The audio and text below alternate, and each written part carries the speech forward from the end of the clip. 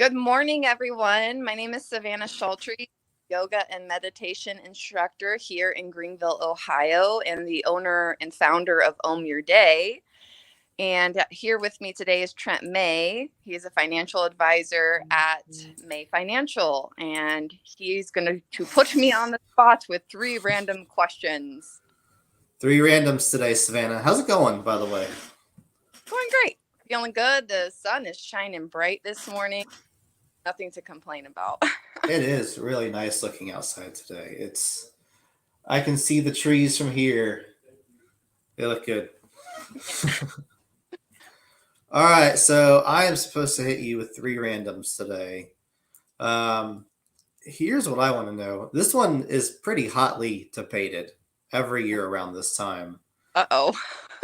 In Savannah's opinion, what is the worst Halloween candy? Ooh. Hmm. Huh. That's Because kind of. like candy corn is divisive. Like people love it or hate it. I freaking love candy corn. That is my worst candy. I would never say that. It's the same thing about circus peanuts, which is not really a Halloween candy, but I love circus peanuts too. So the worst Halloween candy. Somebody's really gonna dislike this, but I say I'm gonna say Tootsie Rolls. They're just kind of meh. Yeah, they are kind of plain, aren't they? Yeah. I saw I was picking up candy for us to pass out this year, and they have like Reese's pumpkins, and like Reese's has done a really good job of cornering like every holiday. Like they have like a Reese's tree and like a I think a Reese's egg for Easter. So yeah, they have it all. Reese on it. All right, so here's one that we didn't really talk about at all. And this is gonna kind of just hit you. I mean, you may not be ready for it, but let's see. Okay, here we go. All right, you're doing awesome things over at the Ohm Your Day studio.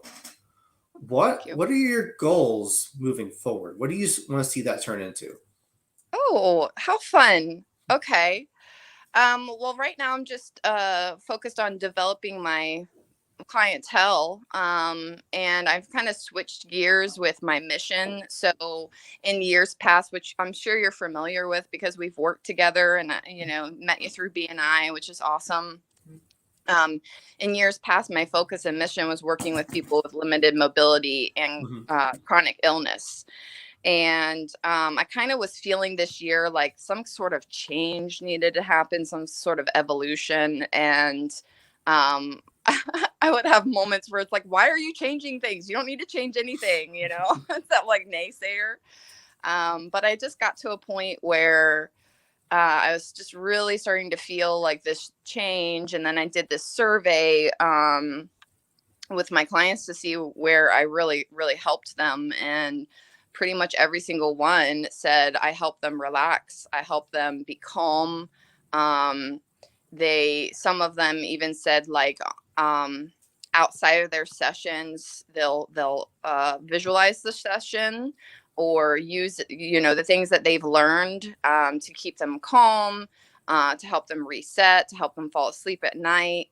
And so I've switched gears from chronic illness and limited mobility to helping people get out of stress and overwhelm, Hmm. chronic stress and overwhelm, because it's a pandemic, and we got to do something about it. And I've done something about it for myself this year, and I just want to share that gift with everyone.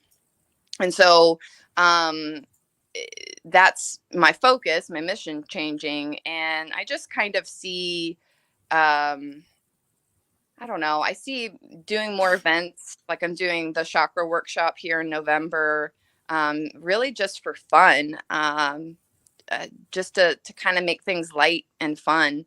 We don't necessarily gravitate towards light and fun. So I think that's nice. But in the long run, I really see myself kind of developing an online presence. I was trying to do that last year and hit a couple roadblocks, which are okay. But I think like 5 years from now, I'd really like to have the majority of my business online, because I want to travel, and I think it's important to think about your dreams and what you want to do, and kind of align everything in your life up to that.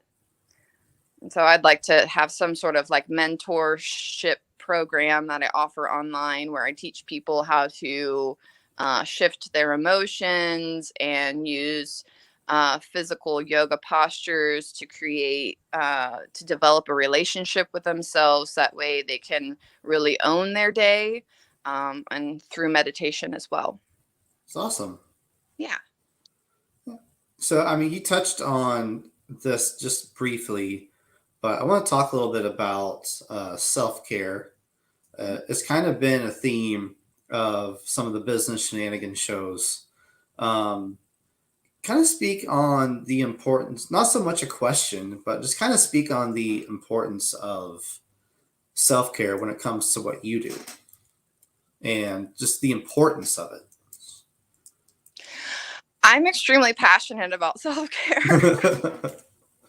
I am so passionate about self care. And I think the reason why I'm so passionate about self care is because I really didn't do it full. I was constantly giving my energy out and not understanding why. Like I felt depleted, and expecting others to kind of, you know, pick up things that I should have been picking up for myself. And so with my business, um, how yoga and meditation, how self care is important with yoga and meditation.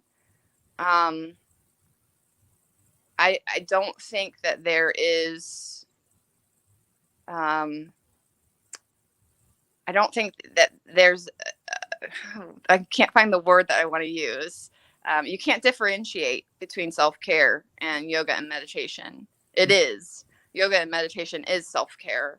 Okay. Um, yoga, the word yoga means to yoke, to come together, to unify or unite the mind, body, and spirit. And so, if we think about like homeostasis, like our mind, our body, and our spirit, our outlook on life, being the most efficient for running at the most, or just being the most efficient we can be, not efficient, but, um, you know, uh, being unified. And if you think about that, man, if you woke up and you were like, my mind, my body, and my spirit is on point, it's so powerful, right? And that's what self care does for us. There's a lot of different avenues and ways that we can do that, and yoga and meditation is one of those. Um, And I think it's an area where I think pretty much everyone out there has a lot to learn. I think there's um I think sometimes it goes against the basic instinct. yeah, Like you said, you're running yourself really hard. I do the same thing. I run myself very hard. Just trying to help those around me. And I think it's awesome you're trying to spread that and trying to make people aware. yeah. I think, in my mind, of course, we have like our conscience, right? That like is talking to us, our gut, or our intuition, whatever you want to call it. And something really big happened in my life this year. And before that happened, like my gut feeling and my intuition was saying, take care of yourself, take care of yourself. And even though we have all these sayings like, you can't pour from an empty cup, my friend and I were just talking about that one. We have all of these sayings, and there's books out there, there's songs everywhere you look. It's like, you know how can you love someone else if you don't love yourself? How can you pour from an empty cup? Um, and I think I just want, for me, I didn't listen to that. I didn't I've said this, I think it was last week, maybe, like I didn't pick up those reins for myself. And so I was kind of forced into doing that, like had no other choice. And, I think I said avoid last week, and I don't like that word because I think, every experience that we go through teaches us something. But if you have that voice in your head and it's saying you need to take care of yourself, I would like to help people learn what that means for them so they can pick up those reins. So maybe they don't have to go through such a drastic experience where they're only left with a no other choice. Mm-hmm. And this shows up in many different like avenues. Sometimes it's like health problems. We've been neglecting that, like what our intuition says, like to do this or to do that, because we think, oh well, I'll put it off because I have to fulfill this person's need. And you were kind of saying about it reminds me of like our culture. We're told or we're taught somehow, some way that selfishness is a bad thing. And I think that needs to be changed. There's a difference between um, being empty, like not fulfilling your own needs, and then being selfish. Like it's kind of like a symptom, right? Mm-hmm. And so that's like a negative feeling. Like if our spouse or our children were like, "Oh, you're so selfish," that to me, that feeling is because that person's not fulfilling what they need for themselves in a moment. And it's like a symptom. It's like a negative symptom that everybody is feeling around you. Whereas if you're taking care of yourself, like self-fulfillment, um, it's not really selfish because when you're self-fulfilled, you have more to give. I think like the oxygen masks on an airplane are a great example where, you're supposed to get your own mask situated first before you help others because you're no use to others if you can't help yourself first. Yeah. And, I can't speak for men because I have no experience in that realm, but I know women, like as myself and women I know, um, it's like, you get into this, like, I've got to take care of everybody else. I've got to be like the nurturer and I got to make sure everybody's like, you know, needs are provided. And then, I experienced this. It's funny how like Facebook has like memories pop up Mm-hmm. that like my family, they were gone away for a day and I had no clue what to do with myself. And it's like, I remembered what Savana before kids and a husband and family life would do for fun. But it's like I was so far away from that, and the only person that put me there was me.